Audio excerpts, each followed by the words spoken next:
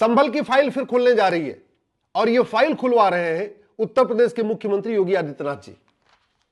अब इस बात की समीक्षा होगी कि जो 184 हिंदू मारे गए थे उनके हत्यारे छूट क्यों गए।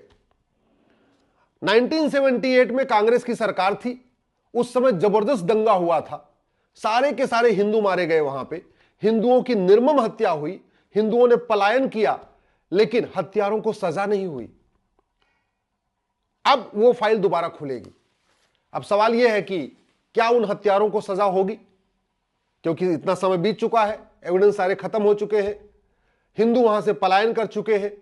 क्या दोबारा हिंदू आके अपनी गवाही देंगे? क्या वर्तमान कानून के अंतर्गत उनको सजा मिल पाएगी क्या?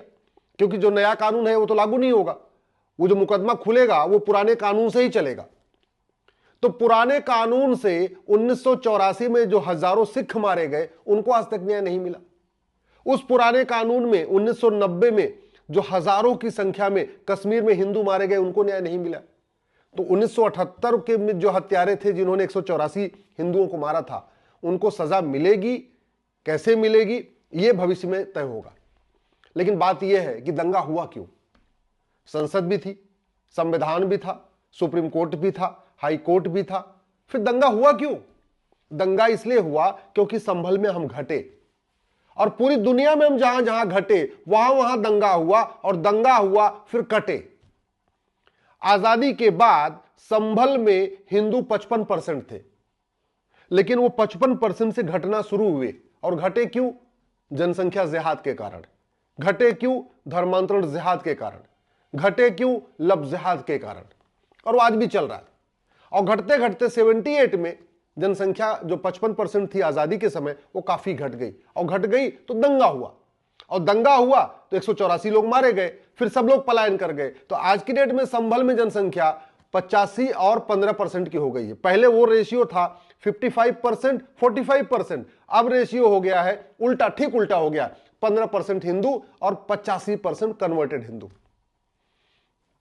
इसका स्थायी समाधान क्या है? क्या संभल के अगर दंगाइयों को सजा मिल जाएगी तो पूरे देश में शांति आ जाएगी? क्या हमारे जो भविष्य के खतरे हैं वो खत्म हो जाएंगे? मेरा उत्तर है नहीं। हमें सीखना चाहिए कश्मीर के दंगों से, हमें सीखना चाहिए संभल के दंगों से। हम जहां जहां घटते हैं वहां वहां कटते हैं। अफगानिस्तान में घटे तो कटे, पाकिस्तान में घटे तो कटे, बांग्लादेश में घटे तो कट रहे, कश्मीर में घटे तो कटे, संभल में घटे तो कटे। और घटने का पहला कारण लब जिहाद। उस समय भी लब जिहाद था, आज भी लब जिहाद है। नया कानून जो बना है भारतीय न्याय संहिता, इसमें एक चैप्टर होना चाहिए अफेंस रिलेटिंग टू लब जिहाद। दुर्भाग्यवश इसमें चैप्टर है नहीं। दूसरा हमारा घटने का कारण ड्रग जिहाद, इसमें एक चैप्टर होना चाहिए offence relating to drug smuggling, इसमें है नहीं। लेकिन हम क्यों घट रहे हैं? धर्मांतरण के कारण। तो एक चैप्टर होना चाहिए अफेंस रिलेटिंग टू कन्वर्जन, लेकिन इसमें नहीं है। धर्मांतरण इसलिए 10,000 हिंदुओं का प्रतिदिन धर्मांतरण हो रहा है। अब संभल उम्बल में तो हिंदू बचे नहीं कि उनका धर्मांतरण होगा, कश्मीर में हिंदू बचे नहीं कि उनका धर्मांतरण होगा, आपके नागालैंड में, मिजोरम में, ऐसे स्थानों पे तो धर्मांतरण होगा ही नहीं क्योंकि खत्म हो चुके हिंदू। हाँ, लेकिन जहां बचे हुए उनका हो रहा है। तो प्रतिदिन 10,000 हिंदुओं का धर्मांतरण का मतलब साल में लगभग 40 लाख हिंदुओं का धर्मांतरण हो रहा है। चौथा कारण है हमारा डेमोग्राफी बदलने का, हमारा घटने का, क्योंकि वहां पे कन्वर्टेड हिंदुओं की संख्या बढ़ रही है। तो कन्वर्टेड हिंदुओं की संख्या जो तेजी के साथ बढ़ रही है उसका दो कारण है। पहला, वहां घुसपैठियों को लाके बसाया जाता है, दूसरा जनसंख्या विस्फोट किया जाता है। आप एक एक किसी बांग्लादेशी को पकड़ लीजिए, रोहिंग्या को पकड़ लीजिए, 15 बच्चे, 16 बच्चे, 18 बच्चे, 22 बच्चे तक परिवार हमने देखा है। मैंने ऐसे बांग्लादेशियों को देखा है, ऐसा रोहिंग्याओं को देखा है जिनके 22 बच्चे हैं, वो भारत में रह रहे हैं। तो अगर वास्तव में अगर हमें भारत को बचाना है, दोबारा संभल जैसी घटना ना हो, तो हमें इस ये जो भारतीय न्याय संहिता है इसमें एक चैप्टर होना चाहिए ऑफेंस रिलेटिंग टू इन्फिल्ट्रेशन। और अगर हमें वास्तव में भारत को बचाना है तो जो 90,000 बच्चे रोज पैदा हो रहे हैं, जिसके गरीबी का मूल कारण जनसंख्या विस्फोट है, बेरोजगारी का मूल कारण जनसंख्या विस्फोट है, कुपोषण का मूल कारण जनसंख्या विस्फोट है, प्रदूषण का मूल कारण जनसंख्या विस्फोट है। सुबह सरकारी हॉस्पिटल में चले जाइए, लाइन में देख लीजिए क्या पोजीशन है, कितनी लाइन लगी हुई है। खासतौर पे जो महिलाओं का उपचार करती हैं डॉक्टर, जो गायनोलॉजिस्ट है, उनके यहां देख लीजिए सुबह सुबह कि कुल हॉस्पिटल में अगर 100 प्रेगनेंसी के केस आ रहे हैं तो 100 प्रेगनेंसी के केस में कौन कितने परसेंट हिंदुओं की प्रेगनेंसी के केस है आपको पता चल जाएगा। ज्यादा कुछ नहीं कहना। आप किसी भी अपने शहर के सरकारी हॉस्पिटल में सुबह पहुंच जाइए, जहां पर्ची कटती है वहां देख लीजिए कि कुल कितनी पर्ची कटी है और उसमें से कितने परसेंट हिंदुओं की पर्ची है। और और आपको क्लैरिटी चाहिए तो वहां पे जो गायनोलॉजी डिपार्टमेंट होता है, जो गायनोलॉजिस्ट होती है, उनके पास चले जाइए, उनसे एक दिन पूछ लीजिए कि मैडम आज आपने दिन भर में कितने महिलाओं का उपचार किया, कितने महिलाओं को देखा है, उसमें से कौन कितने परसेंट है, पता चल जाएगा। नाम तो सबका लिखा रहता है। 90,000 बच्चे रोज पैदा हो रहे हैं, इसमें हिंदू मात्र 45,000 पैदा हो रहे हैं। ये बहुत बड़ा खतरा है।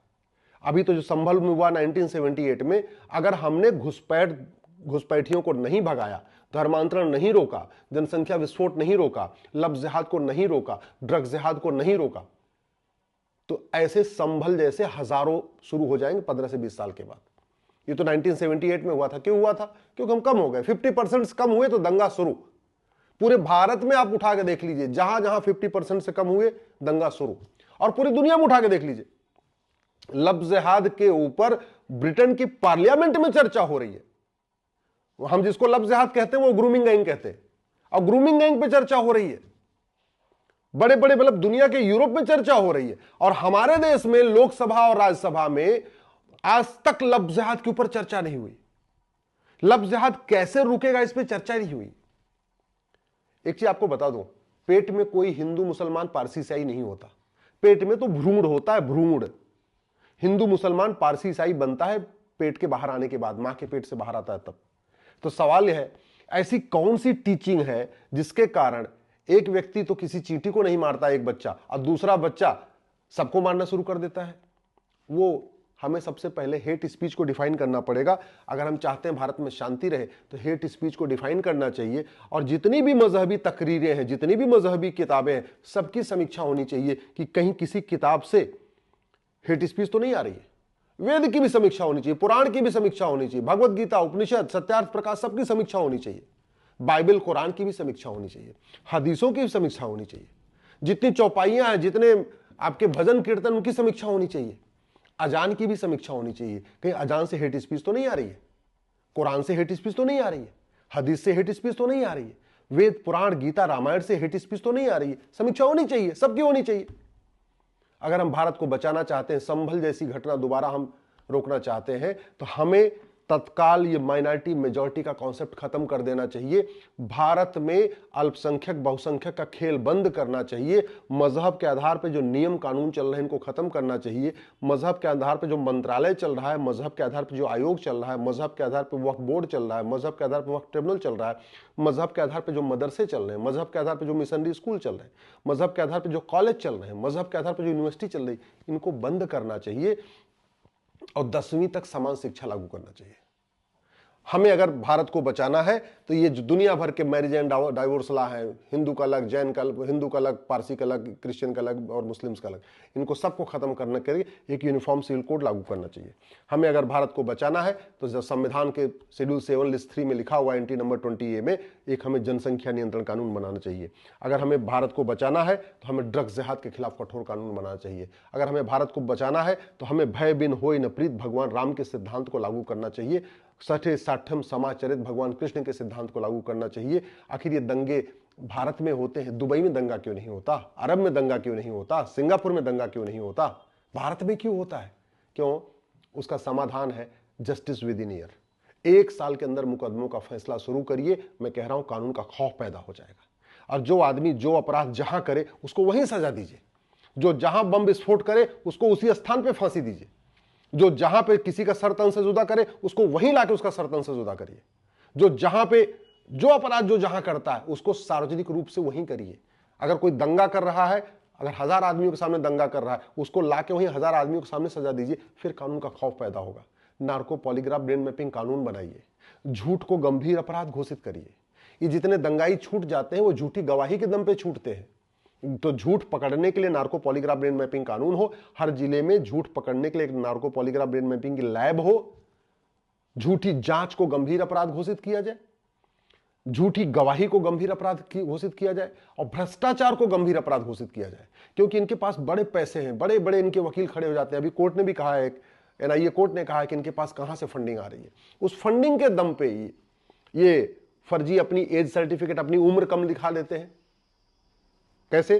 पैसा देते हैं, फर्जी एज सर्टिफिकेट, पैसा देते हैं फर्जी आधार, पैसा देते हैं फर्जी डॉक्यूमेंट, पैसा देते हैं फर्जी वसीयत, पैसा देके फर्जी विरासत, पैसा देके फर्जी ड्राइविंग लाइसेंस, सारे डॉक्यूमेंट फर्जी से बना लेते हैं। तो इसलिए फर्जीवाड़े को गंभीर अपराध घोषित करना पड़ेगा।